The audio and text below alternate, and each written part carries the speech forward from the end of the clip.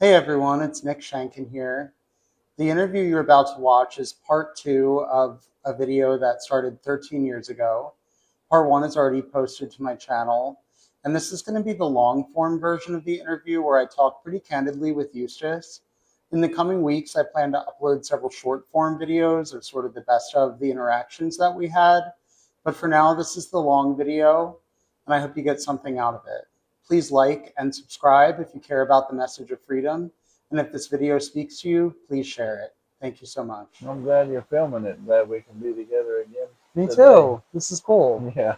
13 years later, and I wanted to ask you about some updates. Last time we spoke, you had recently been raided at Turtle Island. They were coming after you over the drinking water sources and the zoning for the foundations of your buildings and what has come of that. Yeah, really what they were coming after me, especially in hindsight, is freedom. They didn't want me to have freedom. They want to be able to regulate me and everybody else. They want to regulate me and everybody else by validate their existence. They're getting a paycheck. They're going home and taking care of their families.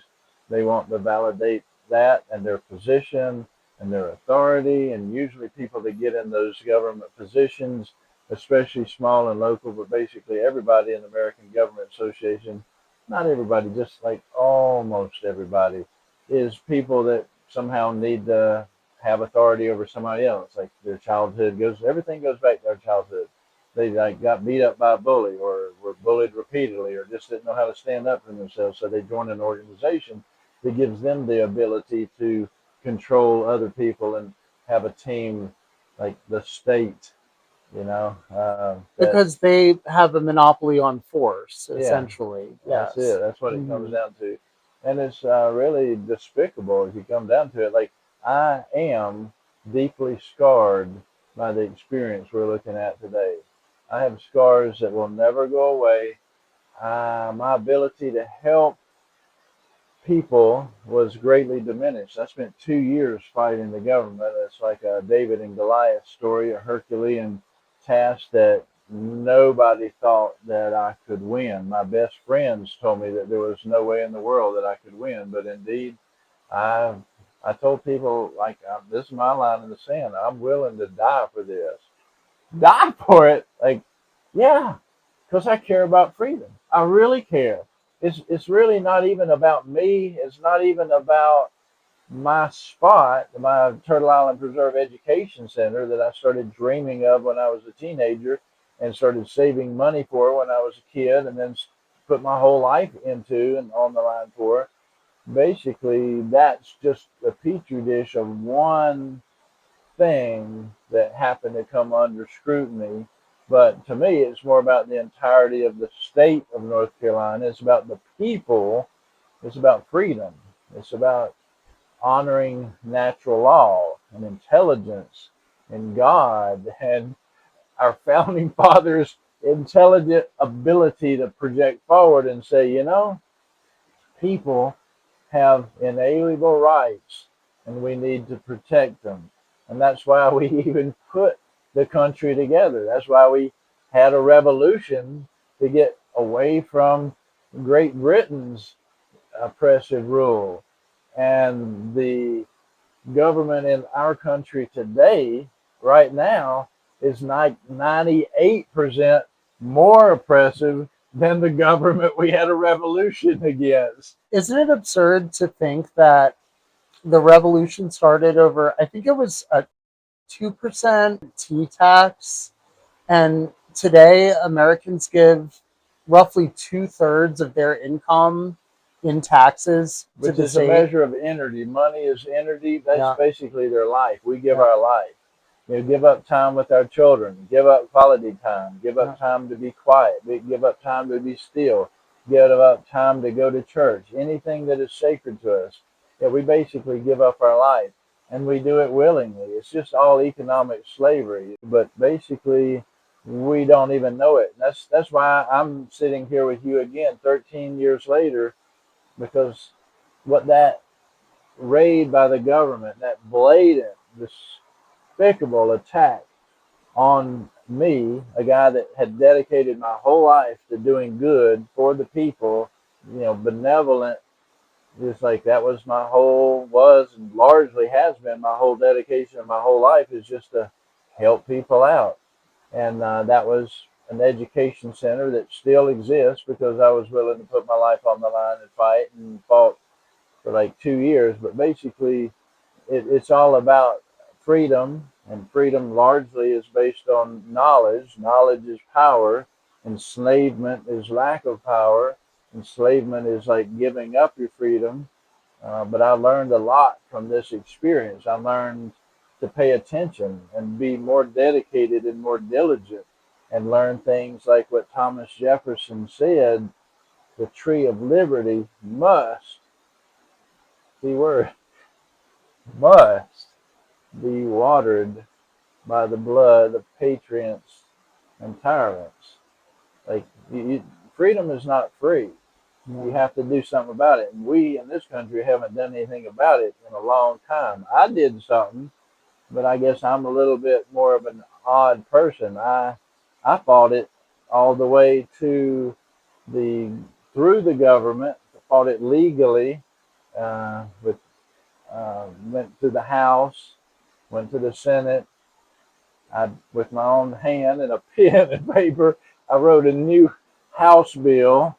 I'd never written a House bill before. And you don't even use computers or anything. So To this day, I you don't literally, use a with computer. your pen in your hand, Yeah. you wrote a bill. Yeah, wrote a House bill and got it successfully passed. In fact, it was not only passed, pretty outrageously, it was passed unanimously. Every single House member voted yes for it. Every single senator voted yes for it, and the governor signed it into law, House Bill 774. And like most of the bills for freedom, it's already, in 13 years, it's helped a lot, and many people have thanked me. But it's already getting misinterpreted and pushed down and hidden, and it's like, well, it's not really like that. It's like, well, it was then, like, it's so sad. And like, we're not talking about 113 years. We're just talking 13 years since I hardly slept for 2 years fighting. I would just wake up in a cold sweat, nightmares on the few hours that I was able to sleep. And I fought and fought. And it was the people that made it possible, not just my hard work, but you and Nicole and the people. Like, you guys heard about it up in Jersey. It's like, that sounds like he needs our help. And you got in the truck and drove down here and helped me. And that, it's the people working together that made it possible. And through that whole process, I heard about a little tiny video, just like we're shooting a video today. Look up The Tiny Dot by Larkin Rose. I love that video. It's so straightforward. It's so simple. It's so pure. It's so real. And he did that video for the same reason you're doing this video. Is because you just want people to think, have consciousness, have freedom, understand natural law. I'm not sure he even uses the word natural law in the entirety of that video. I don't think but so it's either. all about But natural that's law. what It's just reality. It's like, hello, this is reality. Would you like to participate? Yeah. I haven't thought about that video in a while. When I watched that, it was probably right around the time that I first came down to Turtle Island and met you. But Larkin Rose had a huge impact on me. And those were concepts that I already knew, but the art is in the way that it's expressed. And it's like a short video that, like, even the simplest person can sit down and watch.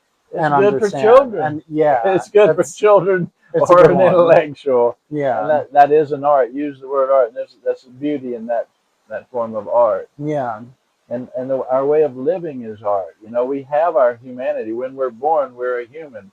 And in this country, we largely are stamped out to become a plastic zombie robot. I see it all the time. We fail to think. We fail to think deeply. We're afraid. We're guided and controlled by fear. The government controls us. We should be controlling the government if you get right down to it. We should be so deeply involved with the governmental process that we dictate what goes on in the country because it is here for us. We are the people. We, the people, is the reason that we have the country. If you break it down to its simplest form and just look at government, the federal government was put into place for two reasons and only two reasons, not 200, not 2,000, two reasons. One is to protect the people, so we join together as a group of states so that we can be protected from enemies, foreign and domestic. That's one of them. The other very important reason was to protect our individual inalienable rights, like our freedom of speech, our freedom of religion, our freedom to protect ourselves, our freedom to be a human being, like to build our own house, to eat what food we want to eat, to be able to put in our bodies what drugs we want to take or not take. Basically, the human experience, as you can look back through all humanity. And in fact, even as a younger person, 13 years ago, when I was being attacked in a horrific, just embarrassing way, embarrassing for my country and to my country, I realized that the human rights were being taken away. It wasn't just a state issue or a federal issue. It wasn't something about just localized to the local health department to me. And I started telling people, I started realizing, largely because of my education of like being an anthropologist is one of my degrees, that and my separation from the culture to where I could look back and look at my own culture, that I realized that this was a human rights issue. It was, to me, it was clearly a human rights issue that I can't live like a human being. Then I have On the land that you own. owned, Well, in that the I guess slave you state. pay rent to the government for. Yeah, Yeah. there's a whole lot of deception that doesn't line up with reality. Natural law is Yeah. based 100% in reality. And if you use natural law and that filter to gauge and measure our perception, you'll find out that the goods that were sold, as far as freedom and the home of the brave and the ability to follow what you want to, this right now, we are so far from it. And the most tragic thing is that the common people, like you interview 100 people, not one of them, what man on the street interview, very few of them will even have any idea that they are living in a slave state, that they're basically a good slave paying their taxes and being severely limited. And the minute they step out of line, they're jerked up by the, whether it's the IRS or whatever, the health department. And it's, by the way, that's a very unhealthy way to be living, Yeah. in a fearful slave state. And most of the people, if some random people watch this and hear my voice, they go, "Oh, he's crazy. Like, I'm not that fearful." But if you really are able to check in with yourself, yeah, you're afraid to do this, that, and the other. Just like basically living. Well, I hear so many people all the time, people that aren't even really plugged into like what's happening on the larger scale with the government That's part tyranny of and the all of that. problem. But people like they hear about like what's happening in Palestine and they're outraged by it. And they're even more outraged when they find out that they're the ones paying for it. You know, they're like, "Oh, I pay all this money in taxes every year to the federal But government they don't know that and the it's state going on to government." them and their life and their culture. And but they I hear people say, "I don't want to support this anymore. You know, I want to stop paying taxes." But they're so afraid of because they know Because the what'll happen hitman to will come them. and get them. Yeah, yeah. They're like, well, But they I don't don't want to think pay about the fear. And that's taxes. my point. They Yes. are afraid, Hmm. but it's just so normal. It's a Because, normalized kind of subliminal, like well, the gun is not in the room. yeah, The gun and is not in the the room with smoke us of the now. gun, and your ears aren't ringing from the bullet shot, But but you you're know yeah, it's there if you don't pay. every day, every minute. Yeah, I'm sure you're familiar with this. In fact, Larkin Rose had a little piece where he was filmed in it. What's the movie that's so important for everybody to watch? Is called America from freedom to Yeah. fascism. And it As, just points out the clear, true story as we track the income tax. Mhm. So that's a must for everybody.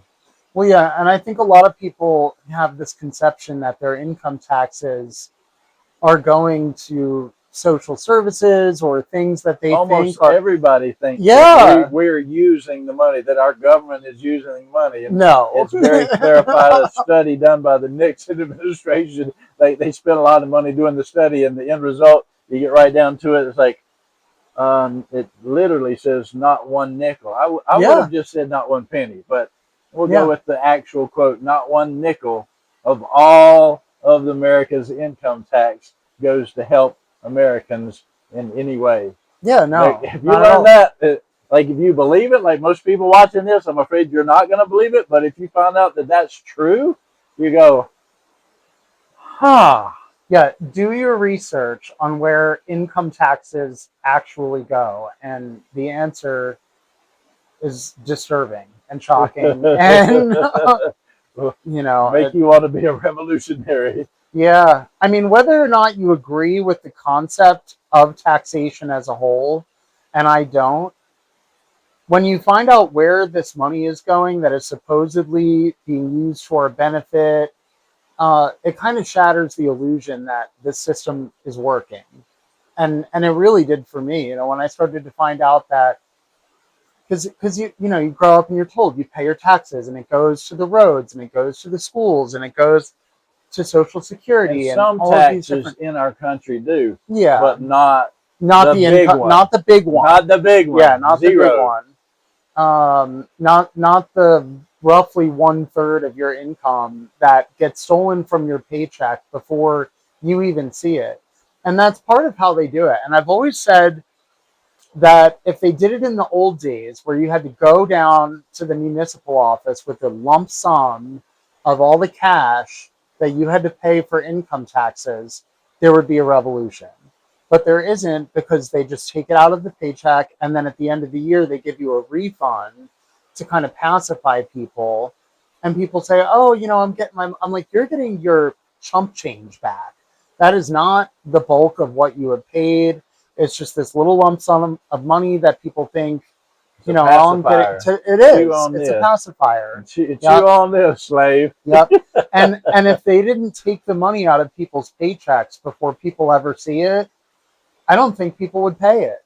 If on tax day I had to go down there with I $20,000 would hope and that hand it they wouldn't pay over, it. Yeah.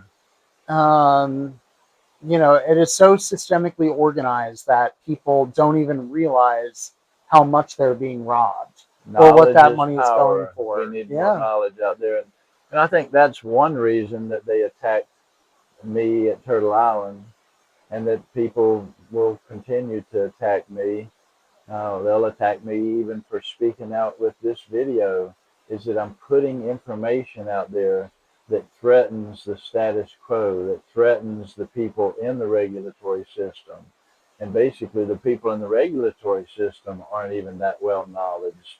They're not that well educated. They're participating without knowing it, really. Like, if it's like the emperor's new clothes, Hans Christian Andersen. The story where the little boy is like, he doesn't have any clothes on. Shut up. Yeah. Like, I'm just trying to point out truth and reality, and that is natural law. And I'm the best person in the world to point out natural law because I lived 42 years off the grid in the wilderness. Like, I know nature. Yeah. It's very real. It's kicked my ass plenty of times. It's nearly killed me plenty of times. I know how to celebrate it. I know how to feel peaceful with it. It is real. If you want to get right down to reality, what reality is based on natural law, the real world, with laws like inertia, thermodynamics. It's just that things like gravity are very real. It's always there whether you need it or not. You get ready to Yeah. fall off a slick log. You're like, whoa, I wish gravity wasn't here today. But it's always there. You can count on it. It's man-made law, all these contrived laws with the regulatory system that tell you how you can build your house. You know, like literally in most states, you can't change your toilet and take a dysfunctional toilet out without and put a new one in without permission from Mhm. the government. Like you can't be a human being. Like the regulatory systems don't allow you to be a fully functional human being. Like you were born to be a human being, and then the laws, all these little nitpicky government laws that regulate your performance as an existing human being, they take your humanity away from you, and they actually are responsible for keeping us from learning like how to build our own house. So, oh, you have to have a professional do that. You're not good enough to do that. You're not smart enough to do that. And if you even try, you have to ask permission. That's what the root word permission is, where permit comes from. So you have to pay for a permit for someone else to tell you how you should build your house. That's about as sick as it gets. And is that normal? It's as normal as it gets. Mhm. It's absolutely accepted because all of us good slaves say, yes, sir, master, yes, sir. Yeah, here's my money. Like, yeah, put me in my place. You know, we pay to be put in our place. You know, until we stand up for our own freedom, until we think about it, talk about it, get some conviction, and do something about it, we're just going to be more and more enslaved. We're terribly enslaved already. You know, our forefathers are probably running around like in a rotisserie in their grave, like just spinning, like roasting. Like they wouldn't believe that they gave their life to get to where we are now. It's an obscene abomination of humanity. Let me ask you a question. In North Carolina, do you have to register your car every year, You do? every single year? Yeah. Yeah. How absurd is that? That every year I have to pay the state Over and over to and over. tell them that I still own the vehicle that I own. That you and own. and that's it. They don't even provide a service for it, and apparently I can't just tell them, yes, I still own this vehicle. I also have to pay them to tell Pay them, them to tell yes, them. I still And it own this often vehicle. isn't like $1 to tell them. No, it's like $100. Yeah, Yeah. $100, because they passed a law that said I have to tell them And it's every so year, and I normalized. have to pay them to continue to drive the car that I've had for years. And we just keep on doing it. Hmm. And next year we'll have one more thing taken away from us. Yeah. You know, it's like one of the things I always come back to is the Second Amendment. Like whoever wrote the Second Amendment knew what they were talking about. They made it so plain, so clear, so blatant, so unarguable. Like only an idiot could argue against what the Second Amendment says. It is so clear. Shall not be infringed, period. Period. That's it, dude. There's like like you cannot be in the right and argue against that. Yeah. And we need a lot more of that. But see, we have the Second Amendment. It is that clear, and yet we give up our gun rights every day.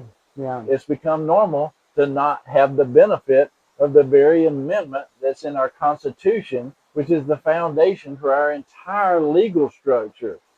And we're like, oh well, I just don't want to get involved. I'm sure they know better. Like we can't even have the intelligence to look at statistics. You know, statistics are a great way to delve into what is working and not working. And if you look at any city where there's a lot of regulatory on gun laws, There's the more crime is crime. rampant. There's more And then crime. if you look at a city that allows the citizens to have guns, the crime rate is way down. Yeah. Like, hello? The state of New Hampshire, where I used to live, is a shall issue state. Anyone can have a gun. Anyone can sell anyone a gun. You don't need to register your My guns. gosh, that sounds a lot like freedom. Private sales are totally legal. They view guns in New Hampshire the same way that they would view like a pen or a chair. It's just an It's a object, tool. and anyone can have one. And a pen And does not kill people. And a gun does not kill people. People kill People kill people people. with a gun or with a the pen. pen. Yeah, I took a tactical survival class, and the number one deadliest item in your house that you would have easiest access to was a pen, believe it or not. And the guy demonstrated by sticking a pen into, it was like a pound of like roast beef. And it goes right through. I mean, Yeah, and and if you especially know if you take the where to guts do it, out, uh-huh. it's got a big blood flow and you Yep. bleed out very quickly. And Yeah. nowadays, people don't know about that. We don't really know much of anything. We've been dumbed down, deliberately dumbed down. Check out the book, the Deliberate Dumbing Down of America. But basically, somebody that knows how to use a pen to kill somebody, you take the guts out, because that way you have a big blood flow. Mm. And that, you know, you hit a jugular or carotid artery, yeah, you can reduce a lot of blood, and people don't even know how to stop bleeding. You know, like one time I cut myself, I think it was right here on this thumb, and I was teaching children. I was teaching a class, so I thought, and it was a massive cut. You know, I had to sew like 20 stitches. I had to push the meat back in and pull the skin and sew it back up. But I did that after the class. During the class, I thought, wow, what a great opportunity to teach about first aid. So they didn't even know I'd cut myself yet. So I said, let's just change the subject. We're going to teach a little bit about first aid. And this is all about this knowledge. And I wanted these kids to benefit from my mistake of cutting myself. And so I said, let's show you some about bleeding. I said, I have a cut on my thumb. I want to show you something. And I let go, and blood started spurting out. And I had the children's attention. They're like, and then I said, now watch this. And I put my hand over it. I said, see, if you close it like this, you won't bleed. And I said, now watch this. And I opened it up, and I showed them that as I raise it up, less and less blood would come. So here's elevation, here's direct pressure, and I'm just teaching them about natural law. These are the laws that govern how the human body works. And so they got a great first aid lesson. I try to take advantage of situations, but the real point is knowledge. Like if somebody sticks a pin in your throat, if you know how to stop it, you know, you might can save yourself. Otherwise, you know, you're going to bleed out in a short amount of time. So knowledge is power, and that's the reason I like to talk to people. That's why I founded an education center as a teenager. I've spent my whole life realizing and believing that if the people had the knowledge, like if they understood how they're being screwed by the government, they understood how their children are going to have a much less quality life than they have because of this continuous degradation and the like the insult to their humanity by the regulatory system in this country, and that we don't have freedom hardly at all. You know, and we have these ideas that this is the home of the free. Like I was just going to say, land of the free, land of the free, land of the come free. on. Oh yeah, well, it's just a continuous interventionist drip of bullshit, and we believe it. I believed it when I was a kid. You know, I've had to learn. I learned the hard way. This event where and like basically the local government attacked me, you know, using state regulatory laws. I looked down a long road and I saw regulatory vehicles as far down the road as I could see that were coming in to attack me.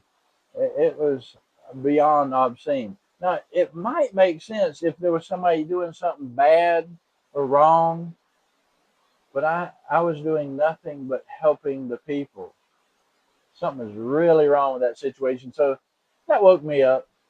Well, and I remember one thing you talked about in our first interview 13 years ago was your conviction about the integrity of the structures that you were building versus these modern structures that, you know, they're made of like fiberglass and plastic, And and they fall they over, fall over and or they they're not that well mold insulated. or I've seen so many modern inspected buildings that someone paid for permission to put together that are severely inadequate compared to what they could be. And I've built buildings that have been under attack with raw natural materials, going out in the forest and gather them, whether it's stone, wood from trees, there's mud from the earth, like for chinking between the logs, and they're still standing there. And I've studied old ones that I learned from that are there for hundreds of years. Uh, just to give you an idea, we had a massive flood here a few years ago, Helene, and the floodwaters got up like a 1 in 1,000 or 1 in 2,000 year flood, massive. And my buildings that I designed to be able to withstand a flood, just right along in the floodplain, they did just fine. They're still there. They didn't even need repair. The water was way up on and in them. When the water receded, they dried out. And they're 100% fine. That doesn't happen to a modern building that has No, been it'd be inspected. destroyed. They'd probably have to tear it And down they and were start over, destroyed. or yeah. Hundreds and thousands of them were destroyed. And it's, I'm glad you brought that up, because we were talking earlier about, the idea of taxes going to emergency services and government services to help out and to make things better in our immediate world, the roads, repairs, all of that. What was your experience with that after that hurricane? How did the government show up and help after the hurricane with all that tax It's a money? long story. We're sitting right above this creek right here, just within sight. If I stood up, the bridge, all the infrastructure was washed out. Everyone in this community here was trapped. They would have been trapped if it was up to the government for probably several weeks. But it's just speculation. But like a lot of them were as a test group for many weeks, and the people, and it was pouring rain, and the storm wasn't even over. And I showed up to help them out. I wasn't stuck. I didn't have to get in or out. But I saw them over here, and I yelled across this. It was like a 20-foot deep cavern where there used to be a road, and it was about 18, 20 feet across. And I said, "Do y'all want to get out?" And they're like, "Yeah." And it's still raining. And everybody's standing around miserable. And I said, "Well, I can rebuild this. I can make it where you can get your car out." And it's like, "Well, how can you do that? You don't have permission. Don't you need to go ask them?" I just tried to keep from laughing. I said, "Well, do you want to get out or not?" It's like, "Well, we'd like to get out." "Okay, I'll help you." And they just couldn't believe that like somebody could just do something to fix You the have to ask problem. permission first. So You the didn't get storm was, permission yeah, for I said, that. "Forget permission. I'll just make it where you can do something." Yeah. Like that's natural law. That's freedom. That's knowledge. That's believing in freedom. See, if you don't believe in freedom, you don't have it. My hero Malcolm X is known for saying, "Freedom is not something you beg another man for. Freedom is something that you do for yourself. If you beg another man for freedom, you will never have freedom. Freedom is something you do for yourself." Malcolm X. Because he had the know, he had the brains. And as soon as the regulatories figured out that he was smart and teaching people, as I'm doing today, they killed him. It was an Yeah. illegal kill. And he's not taught about on the level that a lot of his peers were. A lot of people in schools are not reading his works, Not and at all. you They know, hide him because he was the real deal. Like Martin Luther King Jr., a hero of mine, he was very controllable by the establishment. They found him and put him in place because they could manipulate and control him because he was willing to work with them. Malcolm was not. Malcolm was like, "We're going to get real here by yeah, whatever means necessary." So he was a severe threat. Then his knowledge is power. The regulatories did not want him to have power, and they certainly didn't want him sharing the power. Ever since that time period where there was bottom-up movements, a lot of them, I lived through that time period. I'm older than you. There was a lot of people working towards freedom. And during that time period in American history, the controllers, the invisible people that control the puppets, the invisible people behind the scenes, they realize this is dangerous to our control. We never want a bottoms up movement. and there never has been another one since then, because soon as they see somebody that's starting a bottoms up movement, they take them out. It seems to me that the sharing of knowledge is something that they really go after. You know, like if you had just been some guy in a cabin in the woods, Just doing my own just thing. doing your own thing, They'll still mess with you. they might, But they and don't go after you with they a whole probably would. line Yeah, of people. yeah, An orchestrated persecution. yeah. It almost seems like it's really the sharing of knowledge that That's the threatens the most establishment. dangerous. Yeah, it is, Knowledge because is knowledge is power. They power. don't want you to have power. If you have power, you don't have freedom. Hmm. The antithesis of freedom is enslavement, a slave. We in this country, this is a country of economic slaves. This is not a country of freedom. We are all enslaved. And if people start finding out they're enslaved and finding out there's an alternative, whoa, that is a problem. We got to get rid of that problem, says the establishment. So, do you think that a lot of what they were doing to you was, in a way, making an example out of you? A Like hundred almost like percent. they came down on you the way that they did because they wanted to make a statement? That's 100% authentic. That is for sure. Not all of them in there, but basically you kind of get on the bandwagon. The leaders of that attack, like especially one person, actually a couple of people, they had an ego attachment and they felt personally threatened because, I mean, frankly, I was smarter than them. I was more well spoken. I saw the bigger picture, and I was actually working for the people. They weren't really working for the people. Theoretically, like the story is that they're doing it for the good of the people. They're working for their paycheck and their ego. Yeah. You get right down to it. So that a lot of the how should I say it, the a hallmark statement is, well, we're doing this for your health and safety. It's hard to argue about that, but I mean, it's really bullshit when it comes down to it. I mean, the health department does do some things for health and safety, but in the bigger picture, it's severely limiting.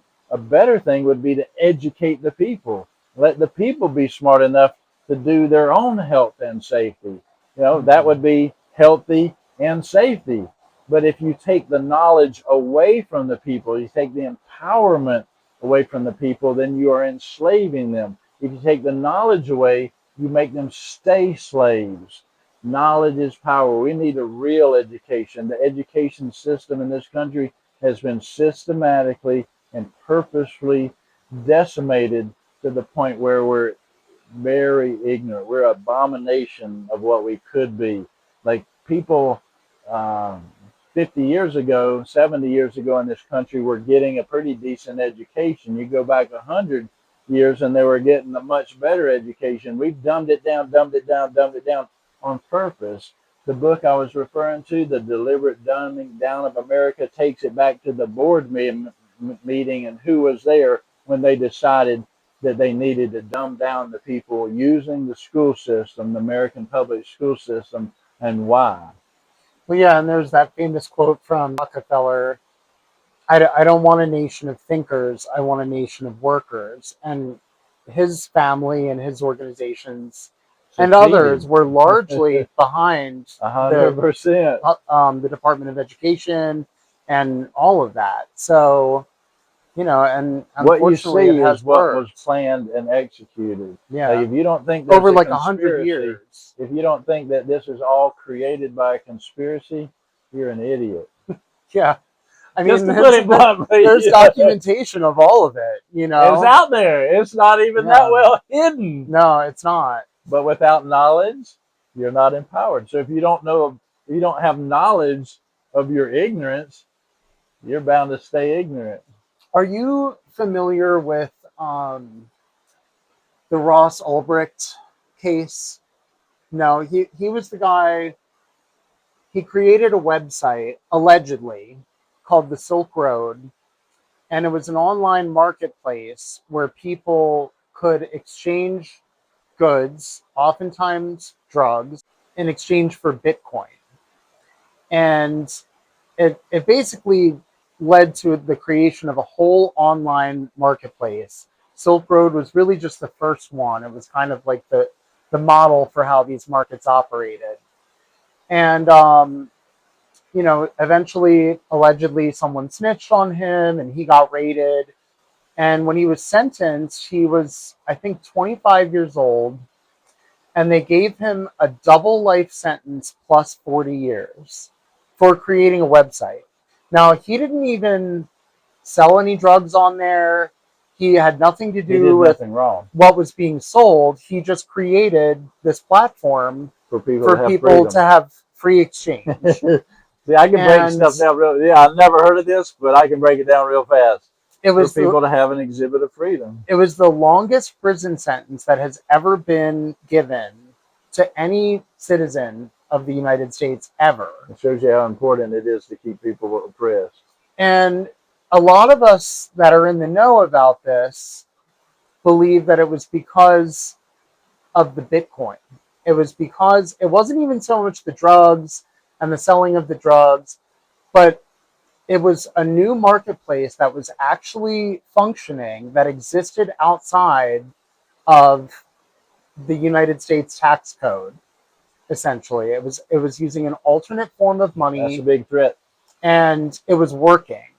And they made it about drugs, and they made it about this, and you can have your own stance on drugs or whether or not people should be selling or buying them, but they made an example out of him.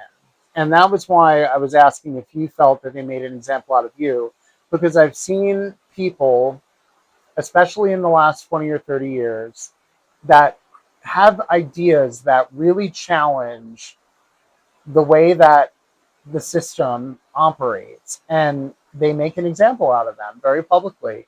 And thank God he's actually free today. President Trump pardoned him his first day in office, which was shocking to all of us.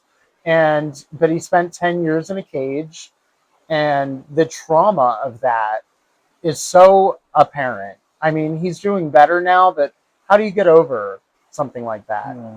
And the I crazy thing won. was, I won my battle, yeah, and I'll never get over it. no. Whether or not you win, you kind of always lose. It costs you so much money to fight anything that they try to do, so much time, so much aggravation. And, I guess you can say you won, but who's the real winner here? And most of that money that you pay to fight them goes to them, which is the other insane thing about it. Oh, well, I paid for a lawyer, I paid the fines, I did this, I got, and I won, but really, who's the winner? But yeah, the Ross Ulbricht case was really something worth looking into, because it really challenged the concept, the general public's concept of what money is, what it can be, and what free trade can really look like. And the government was like, of course, no, we can't have that. We can't tax this, we can't regulate this, we're not getting our cut. It's It all not, comes down to one word: control. yeah, it's And not they're about controlled safety. in different ways. Yeah, it's Yeah. not about safety, but that is what I was. So you're echoing now what I was saying a minute ago. It's like, well, we got to keep you safe. It's all about safety, and like you don't look good when you say, well, I want to be dangerous. Like Yeah. so they sort of figured out these certain things that they say that allows them to keep on enslaving you. Because it's you don't want to have an argument that looks real bad, because then you lose. Mhm. So, but yeah, it's all about control. Money is a form of control. The first taxation that ever took place in the world, or at least in the Americas, was from corn. When corn was a medium that could be dried. You can dry it so it could be stored, so it had a shelf life. And basically, the kings would start taking a percentage of the crop. That was the first taxation, the first controlling of the people in that way. And then it led and kept going to other forms of currency. But basically, currency, money, allows you to control the energy. That's an energy level. And so Mhm. taxation is a control. Money is controllable. People are controllable if they have a medium of exchange like that. And so, but basically, it's just a few key points here: freedom versus enslavement. And if it's not 100 years ago and from Africa and black, you don't see it as slavery. Well, please take the scales from your eyes and find out that you're white and enslaved today. Basically, if you live in America, you're enslaved. Yeah, even wealthy folks in America are enslaved. They're just not. They don't have as bad a position, Mhm. So Well, they, and taxes really hurt poor people the most. Like even the income tax for someone who's making 100 or $150,000 a year, yeah, it's a lot of money they're paying. But for someone that's making minimum wage to have to hand over a third of their income just for income taxes, and that's before the sales taxes and whatever their rent is, because they're paying for the property taxes for their and landowner that's all and all about of that. control, keeping them oppressed. Yeah, yeah, it really, You're on really a hurts the hamster wheel poor. running and running. You don't have time to get an education or think or realize or talk to your Hmm. neighbor about starting a revolution to facilitate change. Yeah. Yeah, because they're just focused on meeting their basic needs all day, every day. Oppression, Mm-hmm. control, enslavement, slavery. Welcome to America. And my grandfather started a wilderness education camp about 102 years ago. And he said at that time he was coming out of the trenches in World War I. He's like, these young people, they really need to learn a lot more. And you compare the young people 102 years ago to the pathetic representations of humanity that our young people in America are today. Uh, it's outrageously different. So I'm just keeping on a family legacy of realizing that we need to fight for freedom and manifest freedom, and doing it through education. Knowledge is power. And I have learned, I have enough knowledge that it's very painful for me to look at the truth and reality in this country today, especially when I try to share this information and the slaves themselves tell me to quit talking to them. Like, they don't want the truth. They're more comfortable in their numb, oppressed bliss of ignorance. Yeah, they are. And, we see people that are surrounded by comfort and convenience in their day to day life. But the price of that The that they're price of that. paying is like this endless toil, this 40 or 50 or 60-hour work week that people have, this sense of meaninglessness. We see depression and mental illness and The all of these hunter and problems. gatherer, if you go back Yeah, in time, the hunter and gatherer had way more time and peace and health than we ever yeah. will know in this country. Basically, it's so important for people to get their own education. Don't think that I'm the only one that can have this knowledge. Don't think that Nick is the only one that can have this. Like, it's all about all of the people having the information and demanding the freedom.